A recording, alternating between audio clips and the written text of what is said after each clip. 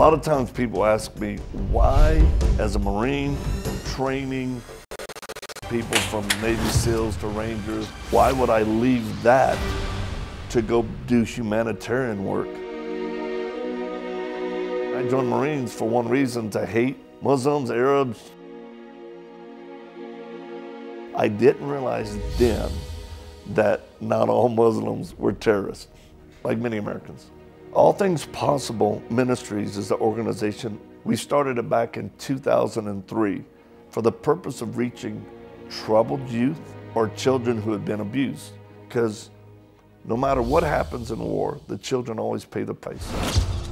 I came from a background that was unfair as a child growing up. Many stepfathers, many homes. My biological dad didn't claim me, so I grew up angry.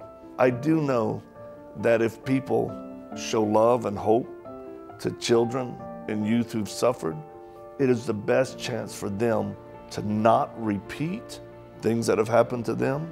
That's why we do it. One day he sat me in a chair. I was 7 years old, and he pulled out his pistol. It was a revolver, I'll never forget. And he come up close to me and he put that gun to my head, right here. We've spent a lot of time, effort in the United States reaching children and youth, but we expanded it really around 2014 and developed the third option, which was to help children and young people who've been affected by terrorism, starting in Iraq. I'm out here in Sinjar on the front lines because we were delivering land and lambs.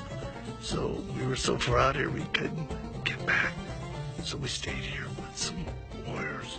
The first time that we went into Iraq, this is right after ISIS attacked, the young women that were taken, they were free, but now they're killing themselves because they're reliving the trauma.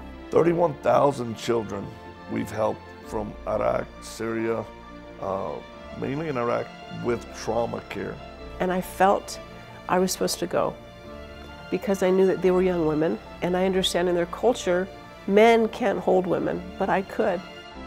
One case was a Yazidi girl, 15 years old, who had been burnt severely, the face and hands. And we walked in, and I was kind of overwhelmed, and I looked at her father, and I said, what does she need help with?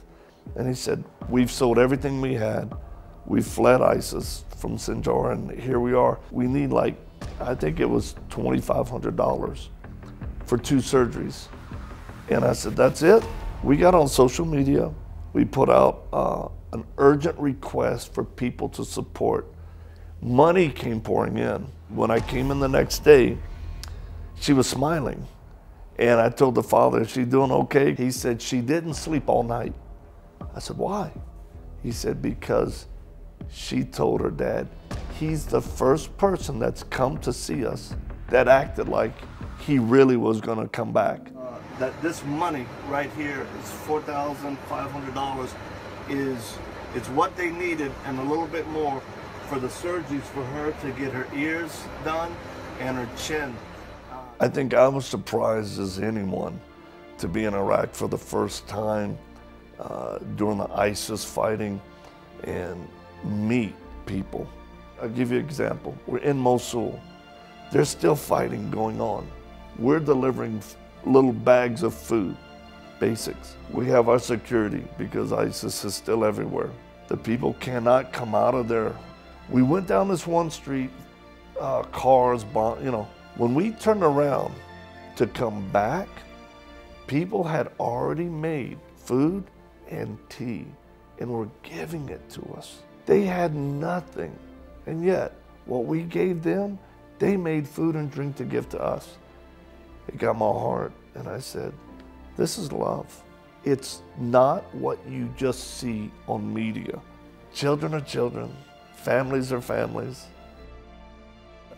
Don't believe everything you see that's just negative, because it's not true. The thing that I learned more than anything is that our children are not more important than Iraqi children.